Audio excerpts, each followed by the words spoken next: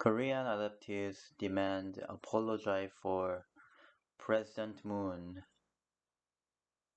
by Jung Da Min. A group of Korean-born overseas adoptees has launched an online campaign to demand an apology from President Moon Jae-in over his remarks during his New Year press conference that adoptive parents need to be allowed to cancel their adoptions or change the child if they don't get on well. Commenting on the recent media focus on the death of a 60-month-old girl in last October following alleged brutal abuse by her adopted parents January 18. Moon made the controversial remarks which critics saw as offensive to families with adopted children and an infringement on such children's rights. Online petitions calling for an apology from Moon followed domestically.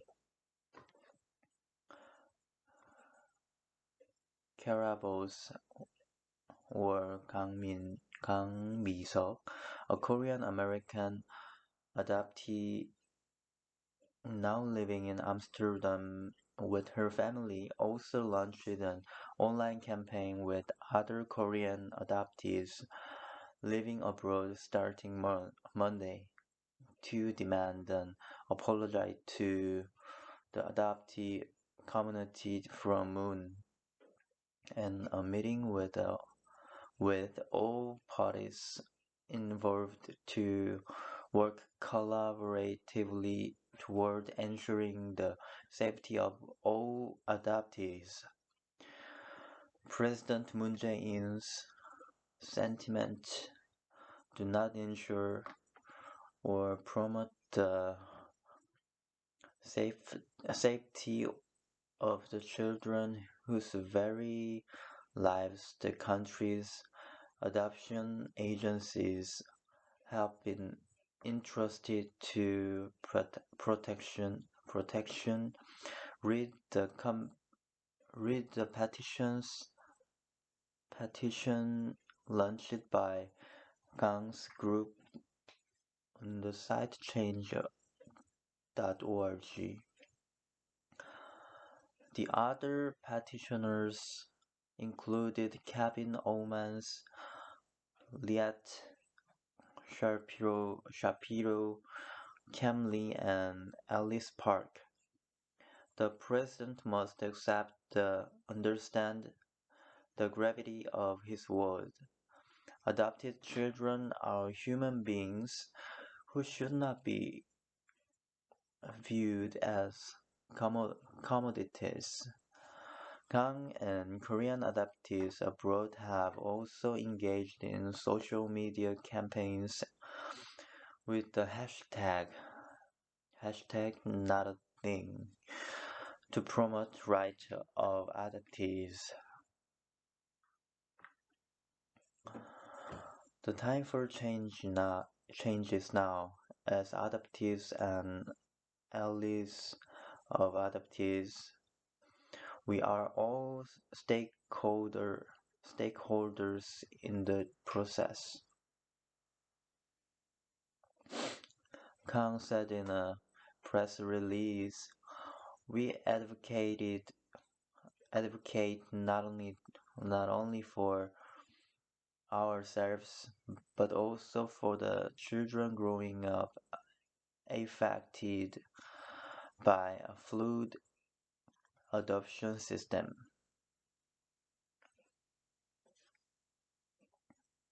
We recognize our power and obligation to change the landscape for all future adoptees. They too should be given a chance to flourish resiliently, like the beautiful mugunghwa, South Korea's national flower, a symbol of resilience.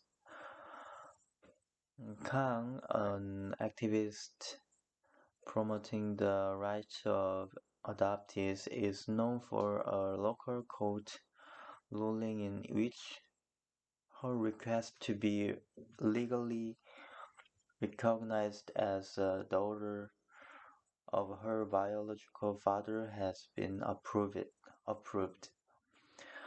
It was the first paternity lawsuit filed in South Korea by an overseas adoptee, and she won the case 36 years after she was abandoned abandoned abandoned when was 3 years old. Kang said she is also planning to competition to Cheongwade on its website. We are still working on collaborating with domestic adoptees to finish that process and also desiring to collaborate with all parties involved, including single moms and adopted parents, to ensure that the adoption process is safe and secure for all current and future adoptees, Gang said. Cheongwade had earlier provided an explanation of Moon's controversial remarks, with spokesman Kang Min-seok repeatedly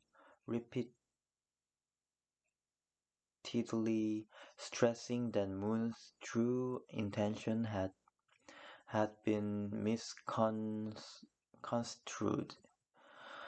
Kang said Moon was talking about a temporary foster period before a child is formally adopted, but critics said the presidential office explanation did not make sense and was inappropriate. Cheongwade was unable for a comment on the campaign.